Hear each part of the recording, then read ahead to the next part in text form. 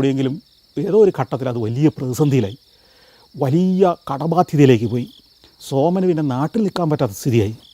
ഒരു ദിവസം സോമൻ ഭാര്യയെ ഈ സ്ഥാപനത്തിൽ ഇരുത്തിയിട്ട്, ബാങ്ക് ഉദ്യോഗസ്ഥയാണ്, രാവിലെ പകൽ സമയത്ത് ബാങ്കിൽ പോകും, 5 മണി കഴിഞ്ഞ് ഈ കടയിൽ വന്നിരിക്കും. ഭാര്യയും മക്കളെ അവിടെ ഇരുത്തിയിട്ട് സോമൻ അമേരിക്കയിലേക്ക് ചില സുഹൃത്തുക്കളുടെ ചില ബന്ധുക്കളുടെ സഹായത്തോടെ അമേരിക്കയിലേക്ക് വരുന്നു. അമേരിക്കയിലെത്തിയ സോമൻ സാമൂഹ്യ പ്രവർത്തന മേഖലയിലേക്ക് കടക്കുന്നത്. സോഷ്യൽ സർവീസ് എന്ന് പറയുന്നത് നമ്മുടേതുപോലെ നിസ്വാർത്ഥമായി ഒരു പൈസയും ഉണ്ടാക്കാതെ കയ്യിൽ നിന്ന് കാശ് മാത്രം കളയുക എന്ന് പറയുന്നത് നമ്മുടെ പ്രിമിറ്റീവായൊരു ചിന്തയിലല്ല.